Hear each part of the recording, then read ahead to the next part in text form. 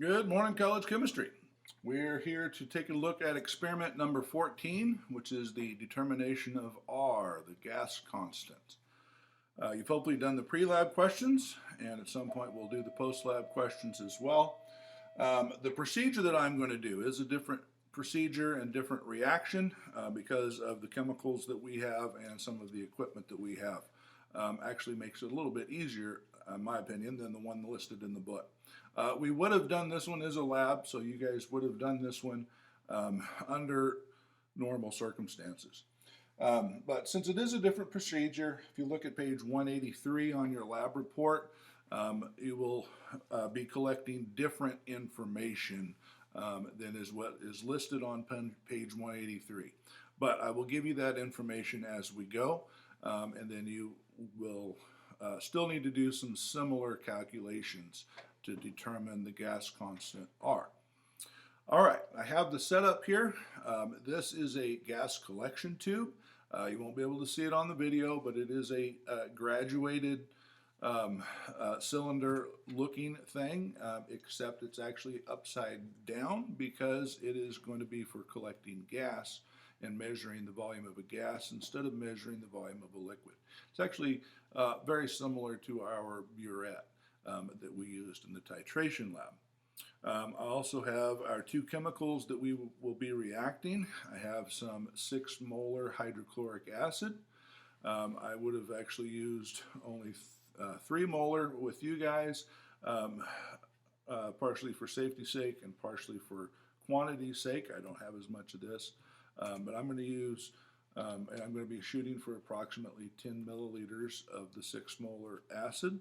And I also have a strip of magnesium, which we've used many times over high school and college chemistry, so you hopefully remember what magnesium looks like. Now, the magnesium I weighed using our analytical balance, so this is the first measurement that you'll need. The mass of our magnesium was 0.0829 grams. That's 0.0829 grams. Again, that was on the analytical balance, obviously. Our regular lab balances, we would have only been able to get one significant figure, or 0.08, and that doesn't do us much good in a quantitative lab. All right, so that was our first measurement. I'm next going to put in approximately 10 milliliters of our 6 molar hydrochloric acid, which is going to be right there.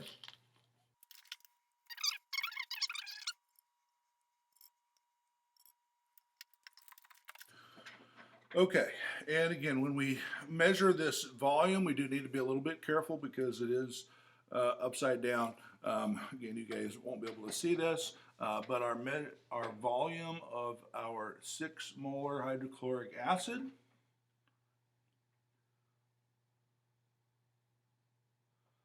is 9.6 milliliters.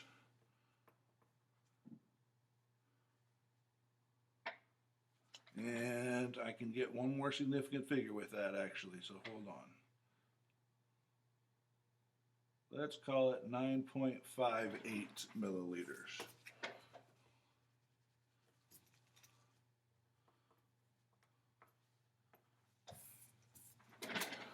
So one of the things that you will do at some point, we have our two reactants, magnesium and the hydrochloric acid. You will need to write a balanced chemical equation for that. So you'll need to do some review from first semester. You'll need to predict what type of reaction it is, what the products will be, write the formula equation, and then get a balanced chemical equation. One thing I like about this lab in this chapter is it is very good review of many of the things that we've covered this year. Once you have a balanced chemical equation, then you'll be able to calculate which thing is the limiting reactant. We did that in chapters 3 and 4, I believe. So you have a mass of magnesium, you have a volume of our acid, and a known molarity of the acid. So you will be able to determine which of these will be the limiting reactant. To do that, you would calculate the product. The product is going to be, that we're interested in is going to be the gas that we're going to collect, and I'll let you figure out what that is. All right, once we've put our acid in there, I now want to fill up the rest of this tube completely with water because the way I'm going to collect gas is I'm going to collect the gas still by using a method called water displacement, which is very common, and that is similar to what is listed in the procedure. But I'm going to use deionized water and fill up the rest of this tube.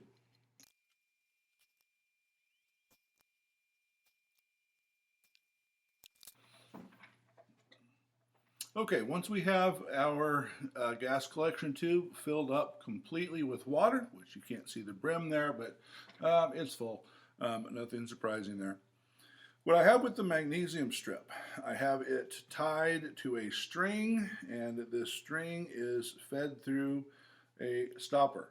And there's a hole in the stopper so that the string can go through it. I want to get the string near the top of this gas collection tube, and I will show you that in just a second.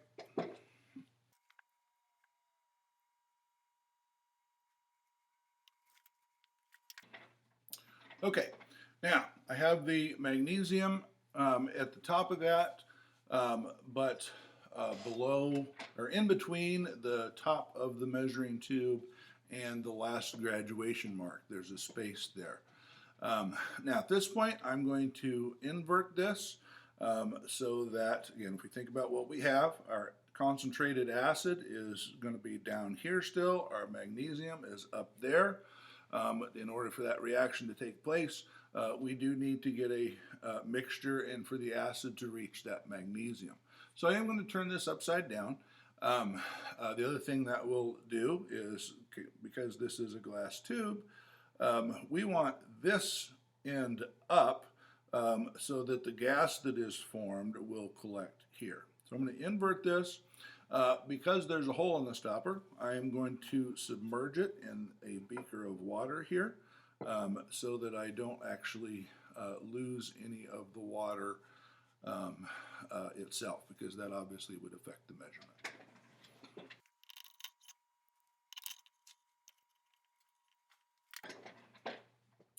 Okay, so we now have our tube inverted.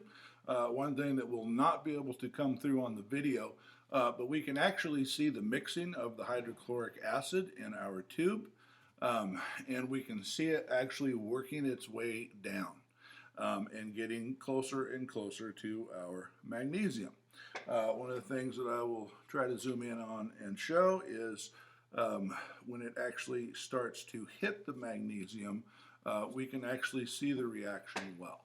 Now, even with 6 molar hydrochloric acid instead of 3, this reaction will take several minutes, and so hopefully I can figure out how to do the elapsed time. If not, I will pause the video and cut to that. But yeah, this reaction will take several minutes.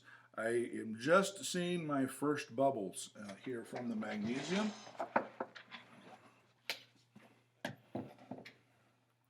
Put that background so you might be able to see it just a little bit better. But yeah, I'm just seeing the first bubbles form from the magnesium. They'll start reacting vigorously, hopefully here in just a few minutes. A little bit closer view of our magnesium reacting with the acid. Bubbles obviously going up the tube. And there at the top, there you can see the graduations a little bit. So you can see I'm between about 3 milliliters of gas collected. There it's right at 4.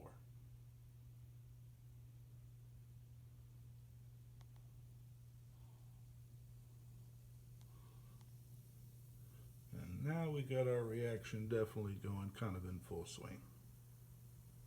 Okay, we're now a few minutes into the reaction. You can see that the magnesium and the acid are still reacting quite strong. Bubbles going up, and I can see now I've collected somewhere around 54, 55, and there's crossing 56 milliliters of gas. Okay, I'm now about 10 minutes into my reaction. If I take a look down there, I can see a little bit of bubbling still there and coming up to the top. And I don't know if you can see here or not, just barely. You can see the magnesium, most of it actually broke from the string and is floating on top of the liquid now. Just a little bit left. As soon as it's gone, the bubbling will stop and we'll proceed to the next part.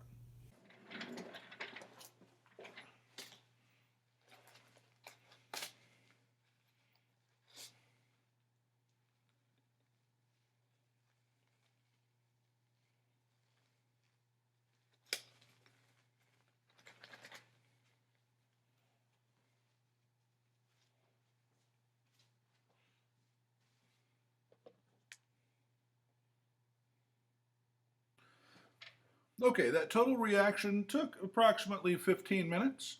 If I take a look at this now, I can see no more evidence of any reaction occurring. I don't see any more bubbles. Also worthy of note is I don't see any more magnesium. I do want you to do the calculation and actually show mathematically why we know that magnesium is the limiting reactant. But this is one, because we actually did the reaction, we can see visible evidence as well.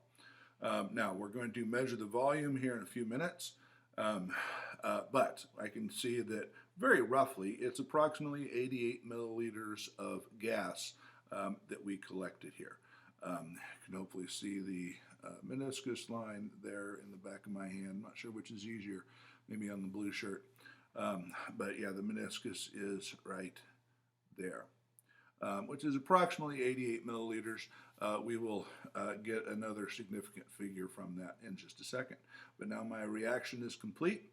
I have some other measurements to do, but that includes the first part of the video. Okay, you should remember seeing our mercury barometer that we have in the back corner of our classroom. We need to get two measurements from this. We need to get our atmospheric conditions, both the temperature and the pressure. The thermometer is actually down below. We're obviously indoors in our classroom. Temperature stays relatively constant because of that, but we do, and you can't see it through the phone, but it is approximately 22 degrees, 22.0 degrees Celsius. Our barometer, the reservoir container, actually starts down here. You can see mercury in that reservoir, and it goes all the way up to 700 and some millimeters of mercury. For today, it's about 728.0 millimeters of mercury. It's worth pointing out that that is actually quite a bit lower than normal. I am videoing this on Wednesday morning. I would say kind of regular conditions, usually it's between about 735 and 740 millimeters of mercury. So we do have a little bit of a lower pressure right now. Atmospheric pressure is used by meteorologists. Low pressures, if we think about that and think about the can crush experiment that several of you did, if we have a very low pressure in the can crush, you created a vacuum, and so the outside air rushed in to crush the can. We obviously don't have a vacuum, but we do have a lower pressure than normal. And because of that, here in Kansas right now, other things from outside of Kansas in the atmosphere are rushing in to fill that low pressure system that we have here in Kansas right now. And when I say other things, that typically means storms. Because when outside atmosphere rushes into local atmosphere, that typically is a cause for storms. And that is why barometric pressure is one of the most common devices for predicting weather. Okay, so we have our temperature. Again, our temperature is 22.0 degrees Celsius. and our atmospheric pressure is 728 millimeters of mercury. Okay, now that the reaction is done, I need to measure the volume of gas that was collected. Now, it's not quite as easy as just looking at this number, and let's talk about why. First off, I hopefully will get the video to splice in with measuring the atmospheric pressure and the temperature. But in case I don't, the atmospheric pressure on the mercury barometer in our classroom was 728.0 millimeters of mercury. Now, we cannot, however, assume that that's actually the pressure of this gas. And the reason for that is, yes, we have primarily hydrogen gas in there that was collected from the reaction, but we collected this gas over water. And we know that water evaporates very easily. And so because of that, we also have some water vapor pressure in there. So that 728 is actually the total pressure, but this is a case where we need to use Dalton's law of partial pressures. This is probably the most commonly missed thing in this lab. But yeah, the pressure of my hydrogen is not 728. I need to subtract out the partial pressure of the water. So to do that, in your textbook, it's in Appendix B, which is on page 1087. So on that page, you'll be able to find the partial pressure of the water vapor at our current temperature, which I also measured over in our classroom today, is 22.0 degrees Celsius. So at 22.0 degrees Celsius, you can use Appendix B and figure out the water vapor pressure, and you'll need to subtract that from our total pressure in order to get the pressure of the hydrogen gas, which is obviously what we are interested in. Okay, so that's issue number one.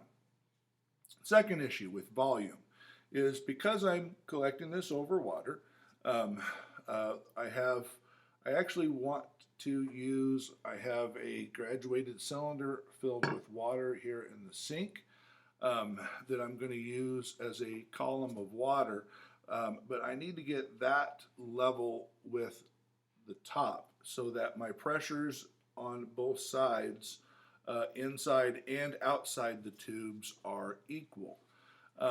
Several of you did actually an experiment, I believe it was Gay-Lussac's law, with the food coloring in the water, with the candle inside the container, that when the pressure inside the inverted container changed, it drew water up into the container.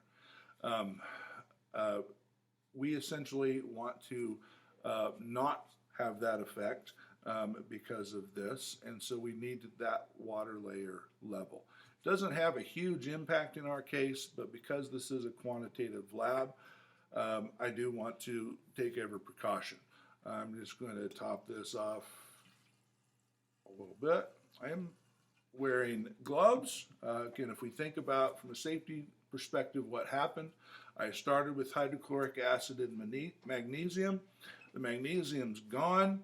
That acid is still in there. It was in excess. Realistically, it has been diluted a lot. We had 10 milliliters and we have a 100 milliliter gas collection tube. So that dilutes it by a factor of 10. Plus we have a whole beaker of water down here.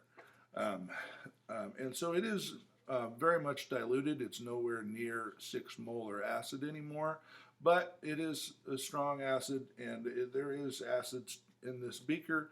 We would expect it to be mixed thoroughly by now because I've let it sit for several minutes. So I definitely want gloves on while I do this, because there's no way other than getting your hands wet to get this out. Because again, I have a one-hole stopper. I'm going to keep that stopper covered as I transfer it over to here. Okay, So I have that transferred over, and again, where I want to bring this down to measure volume of a gas that's been collected over water. Again, I want to have these even with my meniscus. That way the pressure inside the tube is equal to the pressure outside the tube.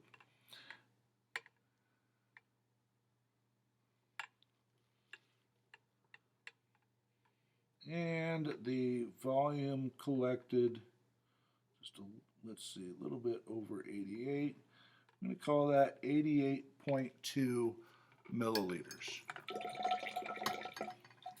And I'm going to leave that there because it'll be easier to clean up when I shut the video off. But my volume is 88.2 milliliters.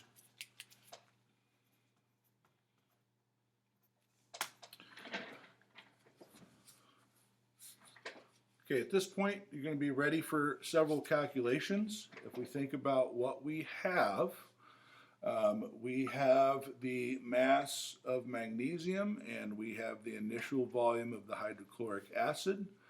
So you should be able to predict the volume of the anticipated product. So that's some stoichiometry. Remember at STP, 1 mole of gas is 22.4 liters. Now, that is at STP. And so what we have here is, if we think about the ideal gas law, PV equals nRT, we actually don't want to go all the way to liters of the gas. We actually want to go to, we want to get N, which is moles of the gas. So use some stoichiometry. We started with grams of magnesium, and what we want to calculate is moles of hydrogen gas that was produced in the reaction. That would be our variable N. Okay, PV equals nRT. Volume is that 88.2 milliliters that I just measured. Temperature, we got from our thermometer in the corner. It was 22.0 degrees Celsius. And pressure was our pressure here in the classroom. Again, the barometric pressure was 728.0 millimeters of mercury, but do remember that's the total pressure. That's not actually the pressure of this gas. So we do need to use Dalton's law of partial pressures and subtract out the water vapor pressure. And again, to do that, we use Appendix B, which is page 1087 in your textbook. But ideal gas law equation, PV equals nRT. We can find our pressure. We know our volume. We can calculate our value for N, or moles of gas. And we know our temperature. Do make sure that you convert your temperature to Kelvin and watch all other units as well. But from that, we should be able to calculate our gas constant R. And if we look on experiment 14, we have a different procedure, and so questions on page 183, numbers 1 through 12 are going to be different because we did a different procedure. But once you get to number 13, we can calculate the gas constant R. Don't worry about number 14 with the van der Waals equation for this one. And then once you calculate it, you can find the accepted value in your textbook, and then we can find our percent or uncertainty, which is essentially percent error, to see how close we were. So this concludes the procedure for experiment number 14.